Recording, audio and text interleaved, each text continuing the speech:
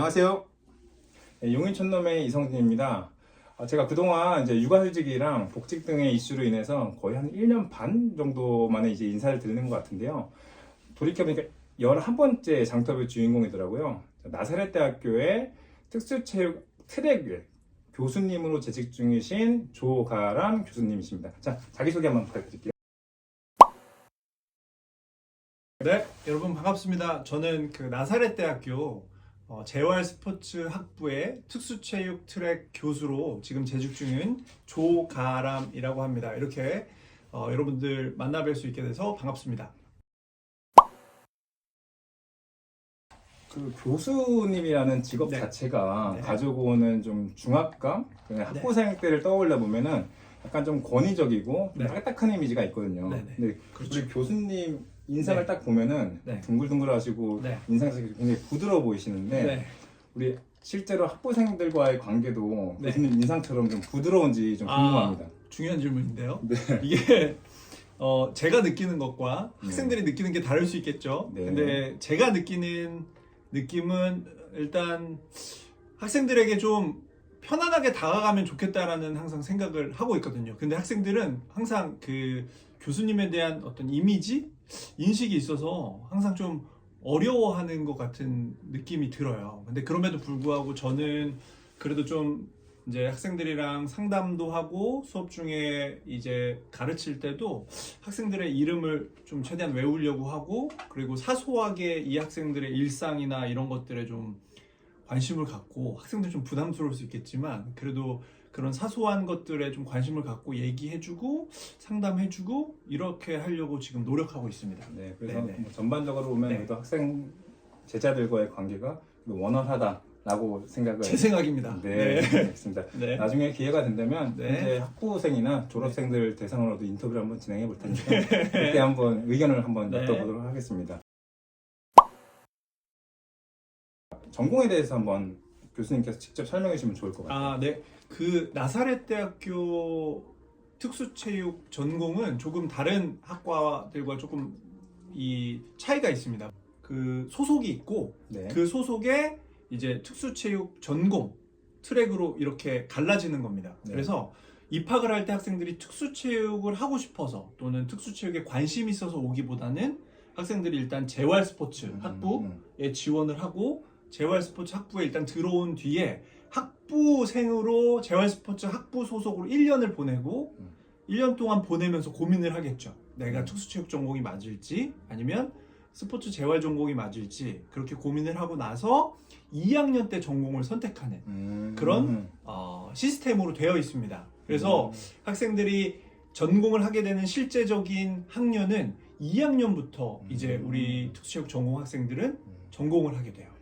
네. 그래서 특수체육 학과가 아니라 네. 특수체육학 트랙이라고 맞습니다. 트랙이라는 이제 네. 단어를 쓰게 됐군요. 네. 1학년은 공통으로 이제 배우는 맞습니다. 네. 네. 2학년 때부터 특수체육으로 갈지 그다음에 스포츠 재활로 갈지를 선택한다. 네. 라는 부분. 네. 그럼 이제 교수님께서 직접 담당하고 계신 과목도 있을 테고 네. 그 과목 수업 이외에 맡고 계신 학교 자체 내 이게 업무도 있을 텐데 네. 그것들 좀 궁금해요. 일단 제가 맡고 있는 수업은 과목명은 구체적으로 ADHD 심리운동 이런 교과목이 정해져 있어요. 네네. 그 교과목을 들어야 되는 거고, 그리고 스포츠 심리학 교과목도 제가 맡고 있고, 그 스포츠 심리학 교과목은 또 아까 제가 말씀드린 그 중등 특수교육과 학생들이 이수해야 되는 필수 교과목이어서 그 교과목, 그리고 대학원 수업도 하고 있는데 대학원 수업에서는 장애인 운동 프로그램 개발론 그렇게 교과목을 맡고 있습니다. 4가지 정도 네, 추려볼 네, 수가 네, 있겠네요. 그리고 두 번째 교과목 외에는 장애아동체육교실, 네네. 저희는 나사렛대학교는 파파런이라고 부르거든요. 파파런 프로그램 이름이. 그래서 그 프로그램을 제가 총괄해서 운영을 하고 있고, 지금 매주 1회 여기 학교 주변에 있는 지역사회에 있는 장애 아동들이 우리 학교로 오면 이제 1시간 반 정도 체육 프로그램들을 우리 학교 내에서 운영하고 있습니다. 저 개인적으로 또 궁금했던 게 특수체육학과 이제 교수가 되기 위해서 이 거쳐야 되는 일단 과정들이 있잖아요. 네네. 보통 보면은 일단 교수님들이라고 하면은 그래도 나이가 조금 있으신 분들, 그래도 30대 이상 분들이 좀 있으신데 지금까지 달려본 길들이 굉장히 파란만장했을 것 같아요. 좀 그 과정을 뭐 일목요연하게까지는 아니더라도 네. 간단하게 좀 설명 부탁드릴게요. 일단 교수가 되려면 박사 학위가 있어야 됩니다. 네. 그래서 대학원에 가서 석사와 박사 과정을 반드시 이수해야 하고 박사 학위가 있어야 됩니다. 그리고 박사 학위 이외에 그 논문이라고 하죠. 네. 논문이 많으면 많을수록 좋습니다. 그래서 그래서 그 과정을 거쳐야 이제 어떻게 보면 교수로 지원할 수 있는 자격을 갖춘다라고 네. 보시면 됩니다. 보통 석사가 2년, 그렇죠. 2년, 박사는 4년, 5년. 4년, 5년이고 네. 논문은 또 논외인 건가요? 논문은 박사 과정 중에 많이 쓰긴 하는데 졸업하고 나서도 계속 써야 되니까 네. 논외로 보는 게 맞죠. 그렇죠. 그러니까 네. 내가 어디 대학교 교수가 되기 위해서, 그러니까 절대적인 논문의 질이나 양들이 중요하기 때문에 박사 학위를 하는 과정, 그다음에 졸업한 이후에도 계속 써야지 내가 어딘가에 채용될 확률이 훨씬 더 올라간다라고 이렇게 정리하면 될까요? 네. 아, 박사 학위는 필수입니다. 필수. 네, 필수다라고 하셨고 굉장히 그럼 교수님께서는 총 몇 년이 걸리신 거예요? 대학교를 졸업한 이후에? 저는 지금까지. 대학 학부를 2012년도에 졸업하고 거의 쉬지 않고 석사와 박사를 바로 쭉 이어서 했어요. 그래서 박사 학위를 받은 게 2018년도입니다.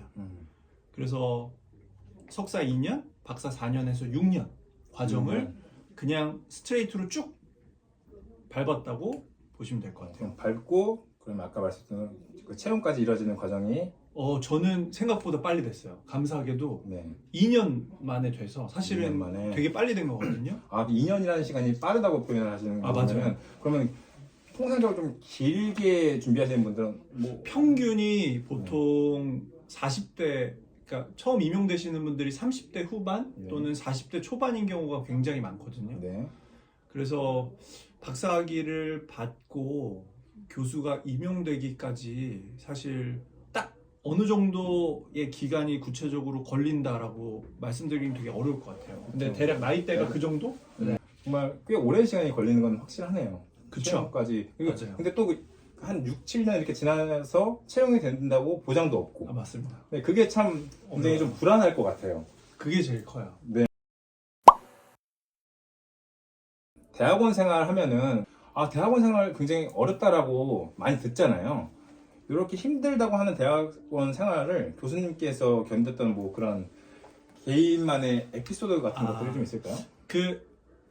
우리 이성진 선생님께서 얘기한 것처럼 사실은 대학원 과정에서 가장 힘든 건 불안함이거든요. 이게 이 과정을 내가 하고 나서 과연 이 취업할 수 있는 길이 있는가 굉장히 어렵거든요. 되게 어렵고 좁고 그리고 박사 과정을 지금 밟고 있는 사람도 굉장히 많기 때문에 되게 내가 잘하고 있나? 또는 잘하나? 이런 생각들이 계속 사실은 제일 힘들었던 것 같아요. 근데 그 시간을 사실은 극복해 준 건 사실은 두 가지였던 것 같아요. 첫 번째는 제가 또 종교가 기독교인이어서 네. 첫 번째는 신앙이 있었고 그리고 두 번째는 운동. 운동. 예. 오. 그래서 대학원 다닐 때 되게 불안하고 우울한 감정이 되게 많았거든요. 근데 그때 이제 수영을 하면서 또는 이제 헬스장 가서 운동을 하면서 그런 멘탈 관리를 되게 많이 했던 것 같아요. 그러면서 다잡고 또 공부하고 또 다잡고 공부하고 이런 과정들을 계속 반복하면서 하루하루 그냥 버텼던 것 같아요. 그렇군요. 저도 그렇고 교수님도 그렇고 일단 전공 자체가 체육이다 보니까 체육 관련된 전공이다 보니까 느끼는 게 저도 지금 아이가 셋인데 육아 스트레스가 굉장히 상당하더라고요. 근데 그때마다 저도 저만의 스트레스 해소법은 제가 좋아하는 운동을 하면서 견뎌냈던 것들이 그건 노하우였지 않을까 싶은데 교수님도 그런 어려움들을 맞습니다. 신앙과 운동을 견뎌냈다라고 말씀해 주셨어요. 네. 교수님이 생각하는 대학 교수의 장점은 어떤 것들이 좀 있을까요? 사실 굉장히 좋습니다.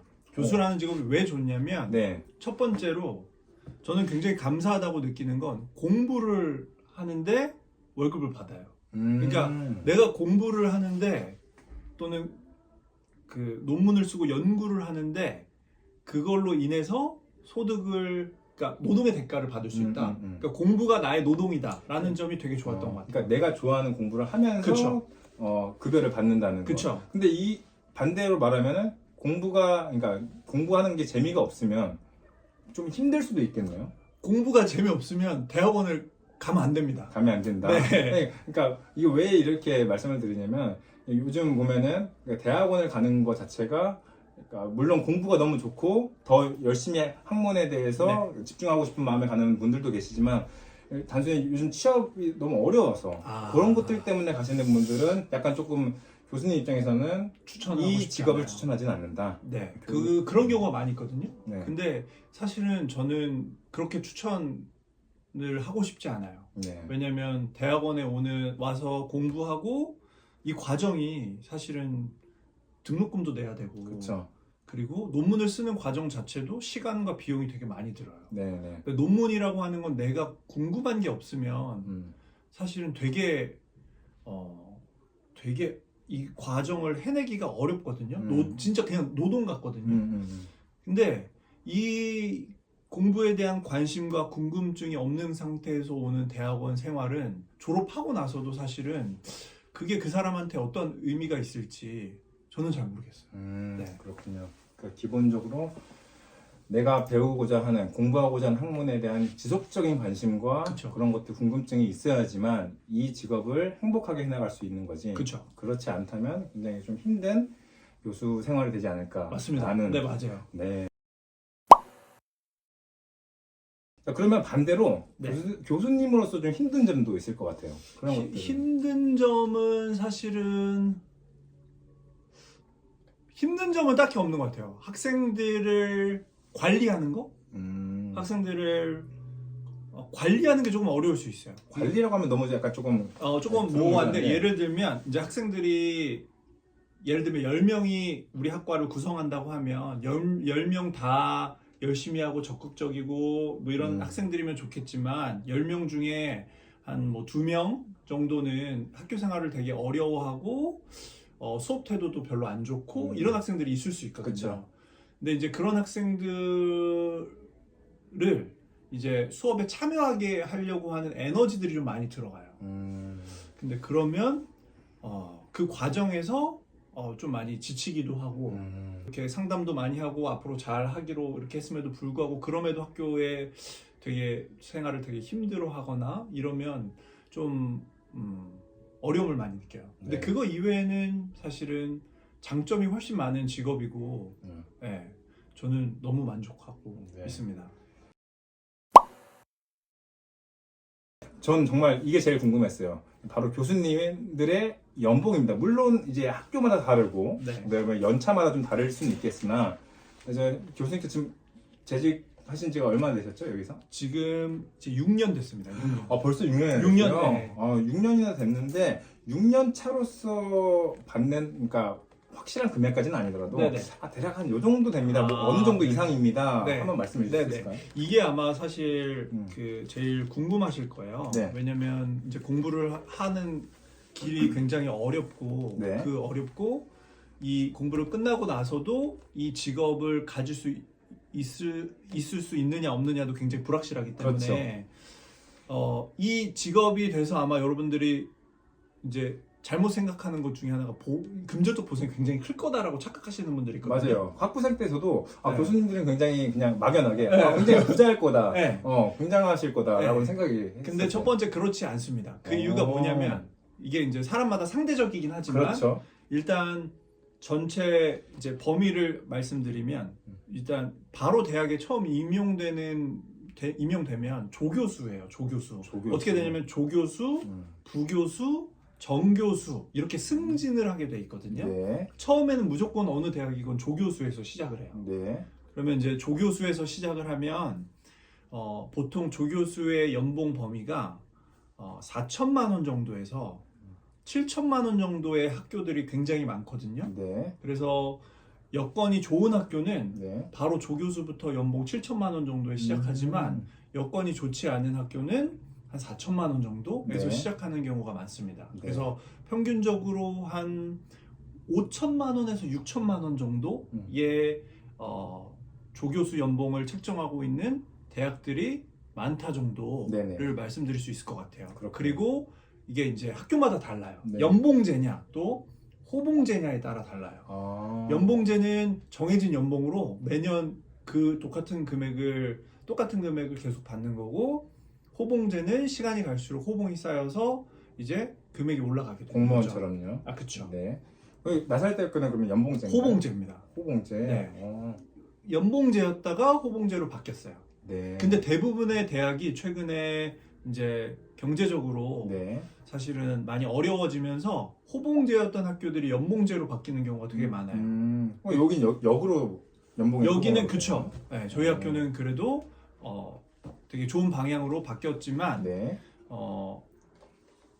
대부분의 학교는 연봉제를 지금 하는 추세가 많은 것 같아요. 그렇군요. 네.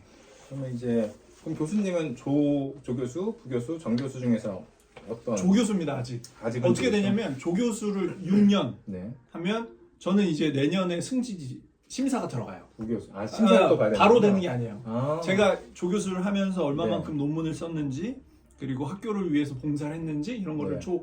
이제 심사를 해서 네. 부교수를 줄지 말지를 결정해요. 이제 이제 그리고 나서 부교수가 되면 또 6년을 부교수야. 그 다음에 이제 부교수까지 승진이 되면 정교수, 테뉴어 교수라고 해서 네. 정년 보장 교수라고 해서 네. 그때부터는 심사를 안 받고 정년 퇴직할 때까지 근무할 수 있는 거예요. 어. 지금은 이제 조교수여서 네. 저는 2년마다 재계약을 하고 있어요. 아. 네. 계약제군요. 그쵸. 네. 그러면은 지금 부교수의 심사를 앞두고 계시고 맞습니다. 어떻게 보면 그 인생의 또 중요한 기로에 서 있는 거라고 볼 그쵸. 수 있겠네요. 네.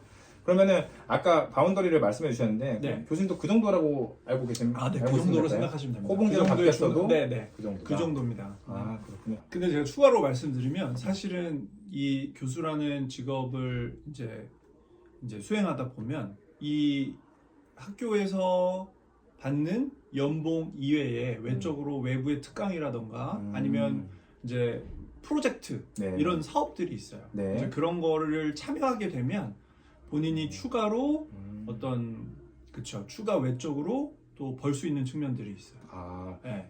요런 건 학교 측과 협의를 또 진행해야 되는 그쵸. 거죠? 학교 측과 협의를 진행해야 되는데 교수는 연구 사업 같은 거를 당연하게 학교는 많이 해오기를 원해요. 왜냐하면 그래야 학교의 실적이 쌓이기 때문에. 네네. 그래서 외부에서 진행되는 연구 과제 이런 것들 따오게 굉장히 압박하는 학교들도 많고 독려합니다. 많이 하기를. 그렇군요. 예를 들어서 뭐 어떤 직장에 다녔을 때 근로자 같은 경우는 시간 외에 근무 같은 걸 하면은 사실 회사에서 뭐 승인을 해주든 안 해주든 이렇게 막 와 즐거운 분위기 사실 아니잖아요. 그쵸. 네, 근데 오히려 대학 같은 경우는 내가 정해진 그 호봉 테이블 외에도 사업으로 따오는 걸 오히려 좋아한다. 그쵸. 왜냐면 학교의 명예를 올릴 수 있는 네. 과의 명예를 올릴 수 있는 일 중에 하나이기 때문에. 그리고 학교 그 산학협력단이라고 있는데 그 학교에 어쨌든 재정으로 기여하는 부분도 있어요. 사업을 따오면. 자, 그러면 이제 기억에 남는 제자가 있는지도 궁금해요. 6년 정도 이제 재직을 하셨는데. 맞아요. 공부하기로 선택하고 이 공부하려고 하는 길을 가려고 하는 학생들이 네. 가장 기억에 남는 것 같아요. 예를 들면 이 학교를 졸업하고 저도 연구하고 싶은 사람이 되고 싶습니다. 연구자가 되고 싶습니다라고 해서 대학원을 또 가거나 이런 학생들이 가장 기억에 남는 부류 중에 하나고, 또 되게 그 현장에서 나가서 굉장히 잘 지도하고 있다. 이런 소리를 들을 때 너무 좋아요. 얘가 나사렛 대학교 출신인데 특수체육 현장에서 굉장히 잘 활동하고 있고 잘 지도하더라 라는 얘기를 들으면 굉장히 보람이 됩니다. 네.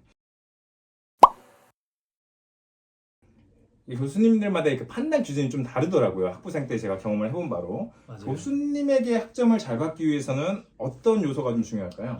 저는 개인적으로 이제 가장 학생들을 평가할 때 보는 기준 중에 하나가 태도거든요. 태도. 네. 그래서 이 태도는 뭐냐?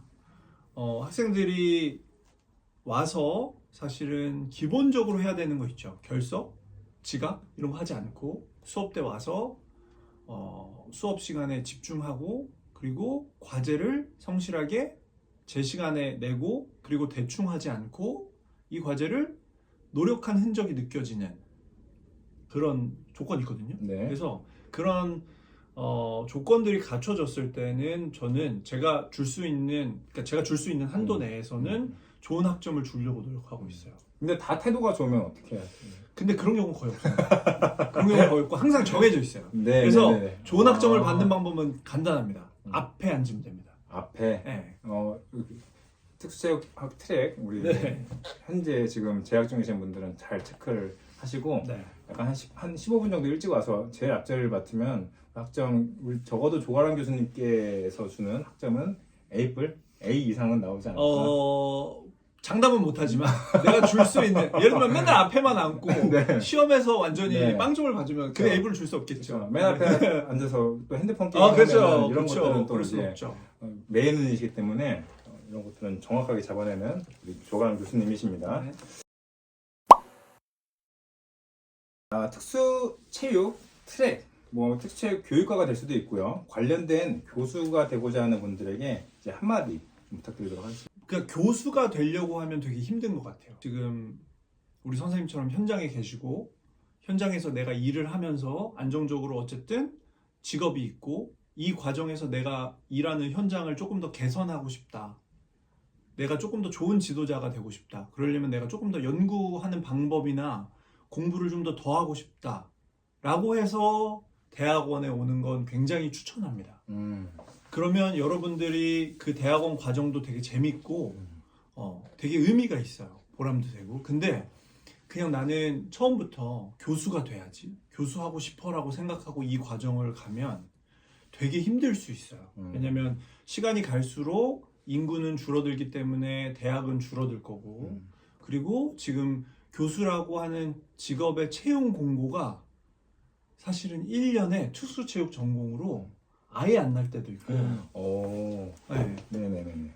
한두 번 날 때도 있고 어쨌든 그 채용할 수 있는 기회가 매우 적어요. 매우 적어요. 전국에 특수체육 관련된 학과가 많지도 않잖아요. 맞아요. 많지도 않고 네. 뽑는 수도 굉장히 적기 때문에 내가 정말 교수가 되고 싶어서 대학원에 가서 공부를 한다라고 하는 꿈을 가지시려면 국내보다는 미국이나 시장이 큰데 캐나다나 네. 어쨌든 조금 더 교수 일을 하기 쉬운 시장으로 가서 공부하는 걸 추천합니다. 그렇군요. 네.